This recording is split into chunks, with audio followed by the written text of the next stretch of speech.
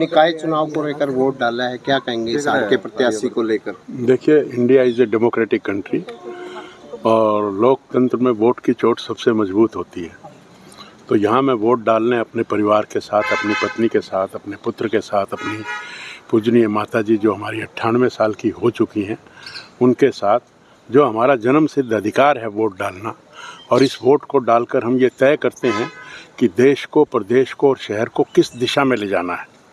तो उस हिसाब से हम अपना प्रत्याशी और पार्टी चुनते हैं।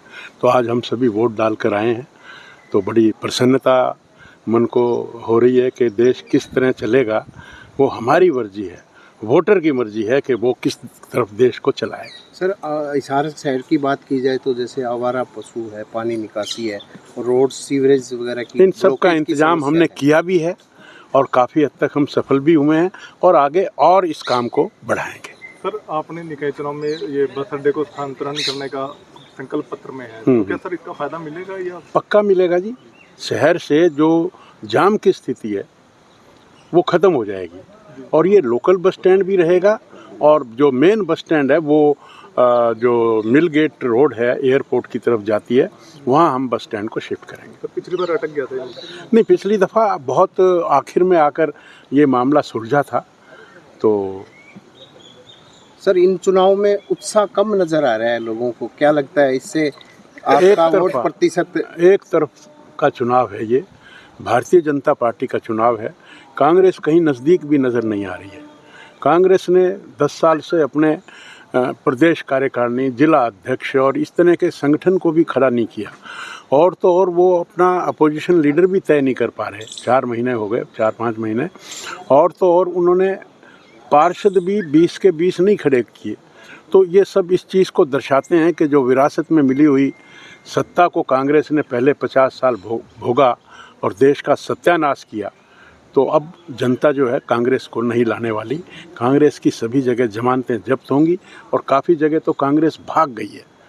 इतनी बड़ी, देश की सबसे बड़ी राजनीतिक पार्टी किसी समय थी वो, और आज वो 30 प्रदेशों में, केवल 2-3 प्रदेशों में सिमट कर रह गई है और बाकी जगह तो उसका नामो निशान भी नहीं है। दिल्ली की सरकार में एक भी सीट नहीं आई उसकी। तो सर, आपने कहा कि एक तरफा माहौल है बीजेपी का, क्या कांग्रेस ने डम्मी कैंडिडेट उतारा है कि कहीं ना कहीं? नहीं, उतारा ही नहीं जी उसने, तो वो तो भाग गई मैदान छोड़कर। मैदान में लड़ना, हारना, जीतना ये तो होता रहता है, लेकिन अगर एक राजनीतिक पार्टी चुनाव में आए ना, वो मैं समझता हूँ कि देश का बड़ा दुर्भाग्य है। कि आप उसको कैंडिडेट ही नहीं मानते?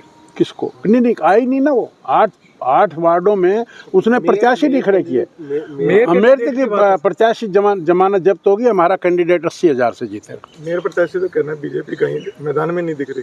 कौन मेयर प्रत्याशी? कांग्रेस के। हाँ, नहीं दिख रहा। मैं तो कह रहा हूँ 80,000 से जीतेगा। उनके पास हाथ कंगन को आरसी क्या, अभी पता लग जाएगा। 12 तारीख को है ना काउंटिंग, 12 तारीख को पता लग जाएगा। वो तो कहते थे हरियाणा में भी सरकार आएगी, वो दिल्ली में भी सरकार की बात करते थे, एक भी तो सीट नहीं आई, बताइए। सर, जो पार्टी के जयचंद थे तो इलेक्शन के बाद भी जयचंदों को भारतीय जनता पार्टी में कोई एंट्री का चांस नहीं है। ये हमारे आदरणीय प्रदेश अध्यक्ष जी ने खुले डंके की चोट पर कहा है। अगर गुप्ता जी से माफी मांगते हैं जयचंद, तो आप उनका कहीं ना कहीं? जयचंद रहेगा, उसका खून डीएनए में। जयचंद को माफ कभी भी इतिहास में नहीं किया जाएगा। मतलब माफ नहीं किया जाएगा? नहीं, बीजेपी द्वारा तो आपसे किसी को भी जयचंदों को माफ नहीं करना चाहिए। सर, कांग्रेस का कहना है आपके पास साइलेंट वोटर जो है। कांग्रेस कहाँ है, वो कहने लायक भी नहीं है। ठीक है। नमस्कार।